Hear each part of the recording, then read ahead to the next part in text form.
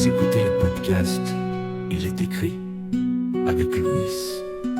Ensemble, partageons la parole. Bonjour amoureux de la parole, je suis heureuse de vous retrouver pour la suite de notre série Shemot. Nous sommes toujours dans Exode 32 et nous allons parler de l'idolâtrie. Donc pour ce chapitre, j'ai choisi de parler principalement de 2 points qui sont l'impatience et l'idolâtrie et je vous encourage vivement à aller relire ce chapitre avant de m'écouter.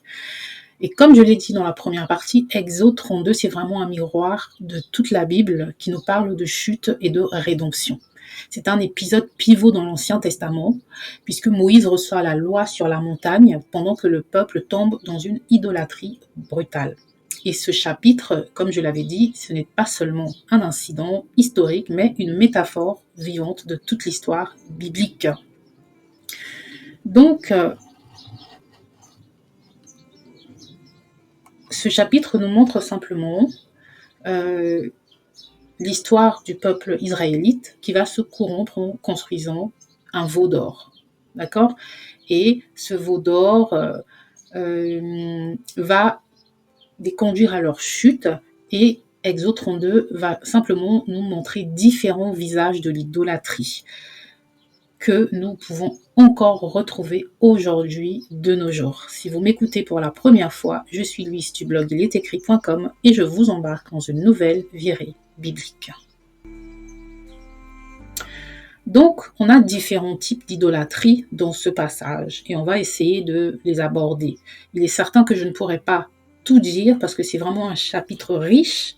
On pourrait parler de beaucoup de choses, mais j'ai choisi de parler de différents types d'idolâtrie que nous pouvons retrouver ici dans ce chapitre.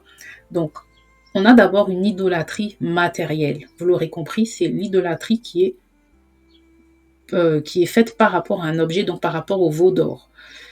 Aaron reçoit les anneaux d'or que vont lui donner le peuple, puisqu'ils vont lui dire, puisque Moïse n'est pas là, il ne redescend pas, nous allons créer notre propre Dieu. Donc il y avait une certaine forme d'idolâtrie déjà vis-à-vis de Moïse, puisque en l'absence de Moïse, on ne conçoit plus le culte de Dieu autrement que devant une statue.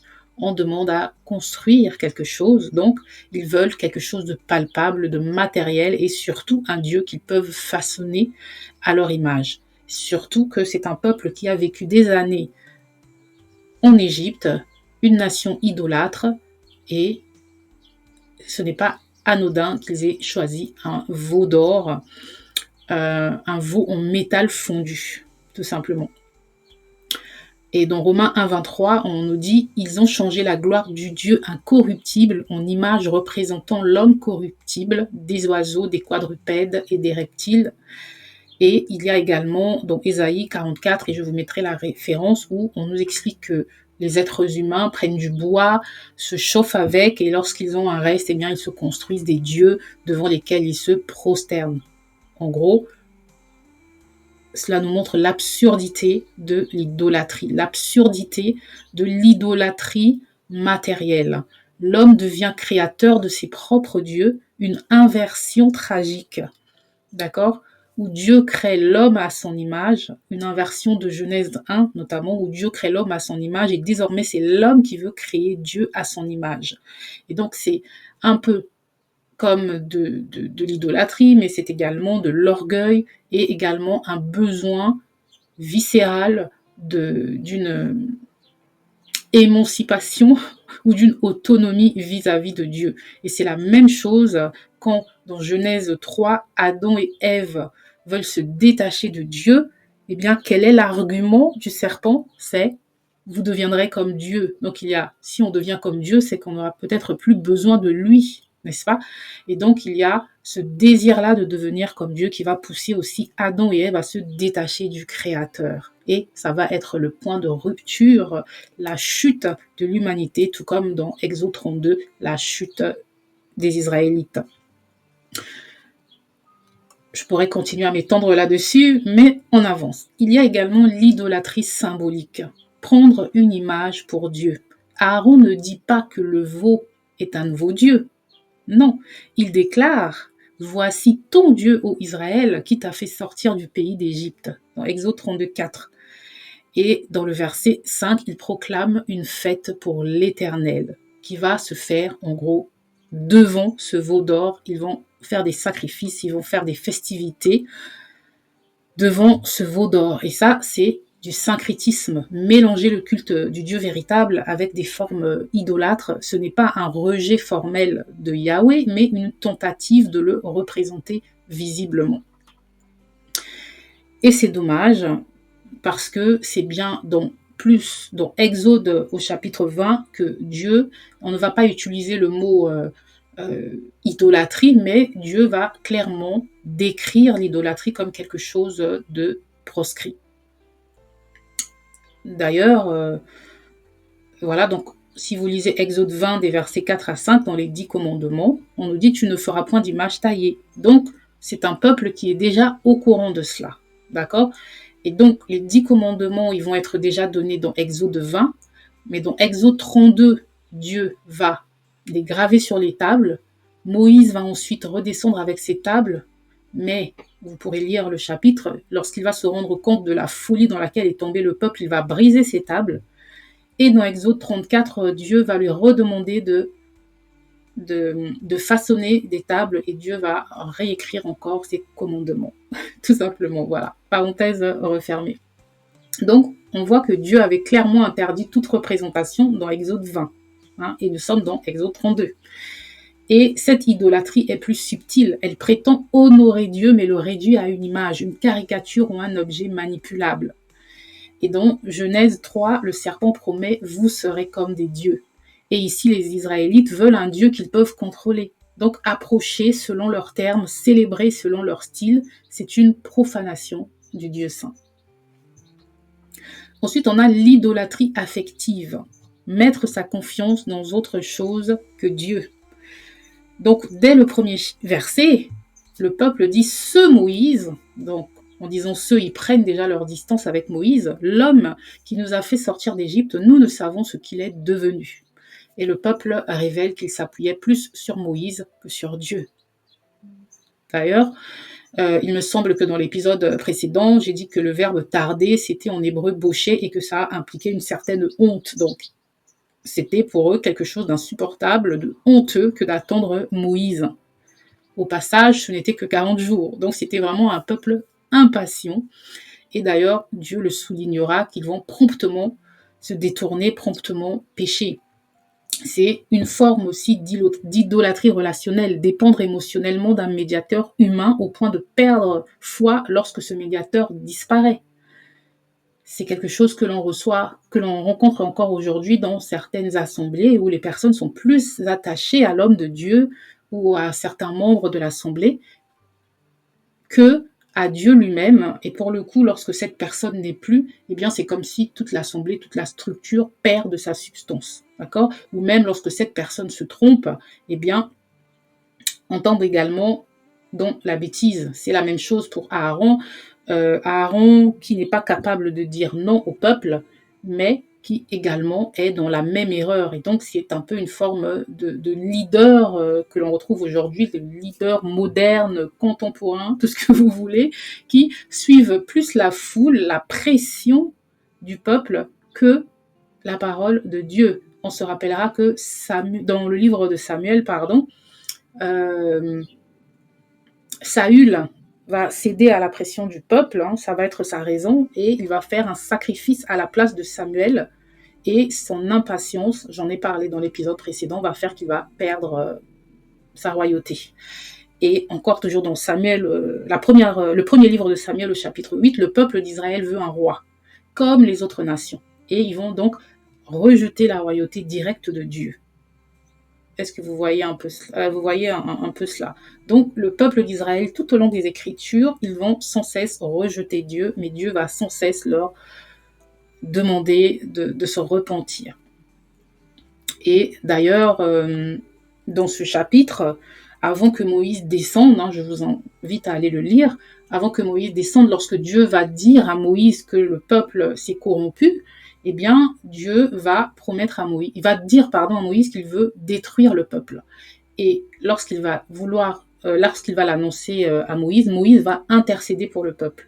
C'est dire que lorsque Dieu donne un jugement, il donne aussi une porte ouverte à l'intercession et à la repentance. Et c'est un schéma que l'on retrouve beaucoup dans les Écritures. Mais cela ne veut pas dire que les personnes ne vont pas récolter les résultats de leur comportement.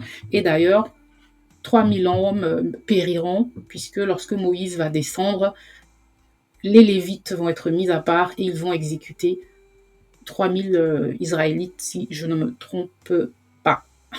En tout cas, il y aura mort d'homme, les conséquences de l'idolâtrie. Et les conséquences de l'idolâtrie, comme je l'ai dit, ce n'est pas seulement sur les personnes qui font l'idolâtrie, mais également sur les personnes qui sont des couvertures spirituelles ou les personnes en autorité. Comme Moïse qui va se mettre en colère et finir par briser les tables, on verra que plus tard aussi dans l'histoire du peuple d'Israël, Moïse va être souvent en colère et la conséquence, bien sûr, l'origine, c'est le comportement du peuple notamment, et la conséquence est que lui aussi ne verra pas la terre promise, mais surtout, il va errer 40 ans dans le désert avec ce peuple. Alors que lui n'avait rien fait de grave aux yeux de Dieu, il va être condamné à errer avec ce peuple-là 40 ans dans le désert. Donc, ensuite, après l'idolâtrie affective, on a l'idolâtrie liturgique, c'est-à-dire adorer à sa manière plutôt qu'à celle de Dieu. Donc, Exode 32:6, on nous dit « Le peuple s'assit pour manger et boire, puis ils se levèrent pour se divertir ». Le mot hébreu, ici, pourrait inclure une forme de débauche.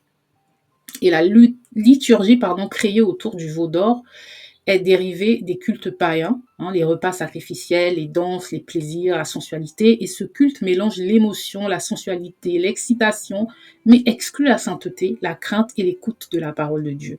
Et donc ça, c'est une religion sans Dieu. Comme dans Genèse 4, Caïn offre un sacrifice qui n'est pas agréé. Il offre un sacrifice selon son cœur et non selon le cœur de Dieu. Ce n'est pas le fait de sacrifier qui importe, mais à qui et comment. Et d'ailleurs, les Écritures nous disent bien que Dieu n'aime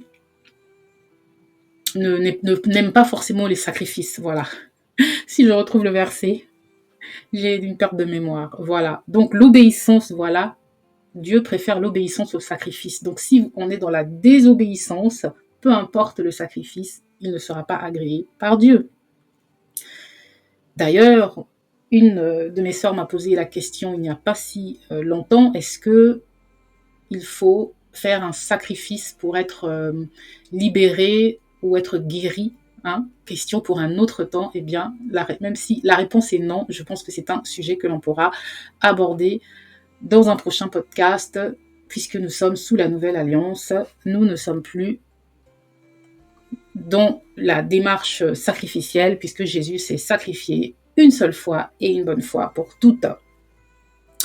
Donc, Jésus va également dénoncer cette dérive dans Jean 4:23, où il va dire « Les vrais adorateurs adoreront le Père en esprit et en vérité, et non tel que ils le veulent eux-mêmes dans la chair. » N'est-ce pas ?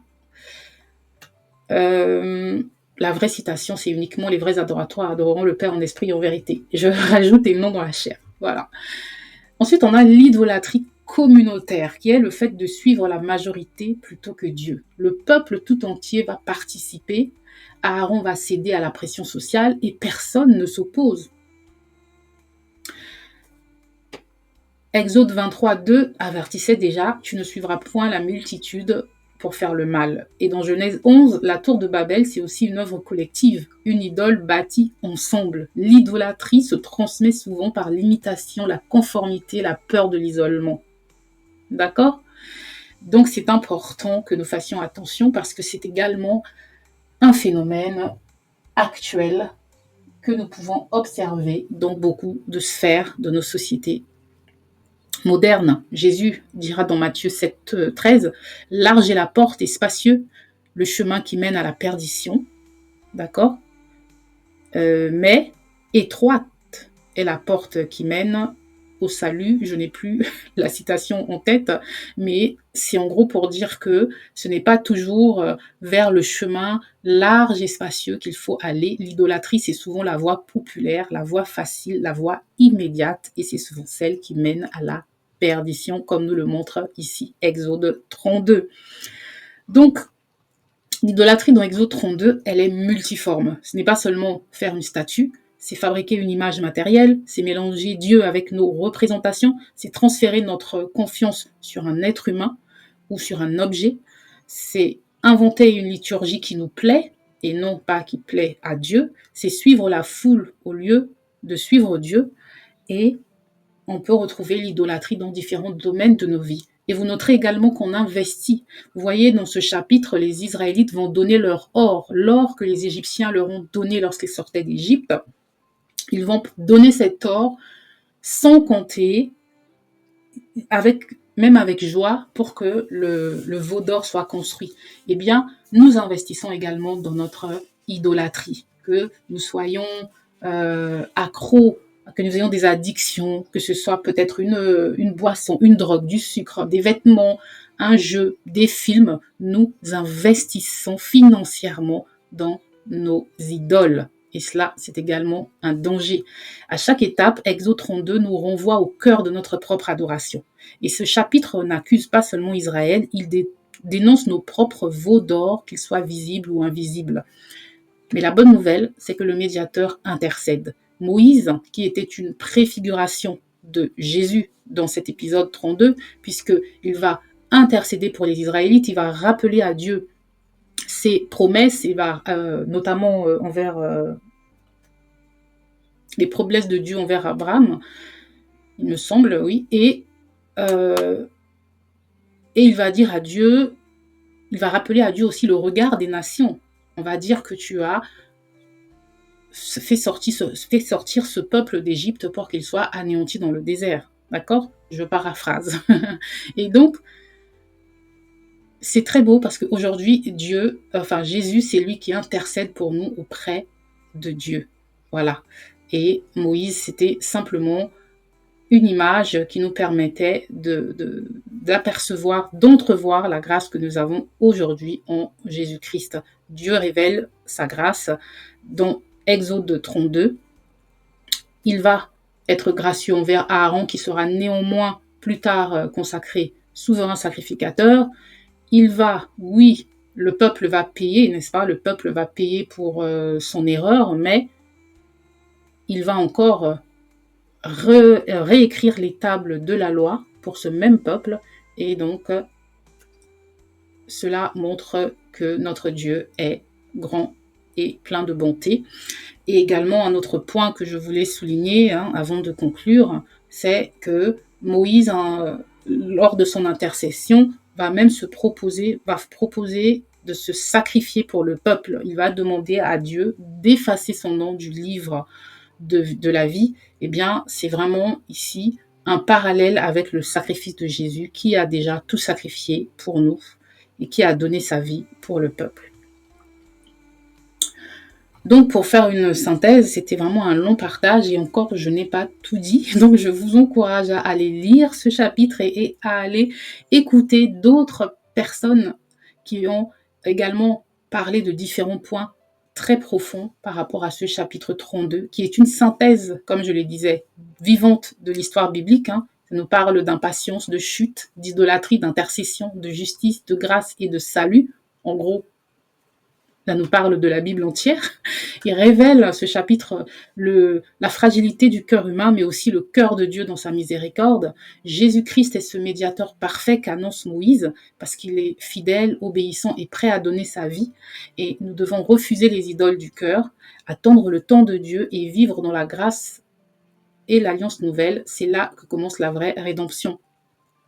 Enfin, Exode 32, et là je conclus aussi par rapport à la première partie, Exode 32 nous rappelle que l'impatience est toujours un danger spirituel, y compris pour l'Église aujourd'hui. Et le peuple ne supportait pas l'attente de Moïse, comme beaucoup ne supportent plus aujourd'hui d'attendre le retour de Christ. Donc je vous invite aussi à écouter le premier volet de ce chapitre 32. Si vous n'avez pas écouté, le podcast de la semaine dernière.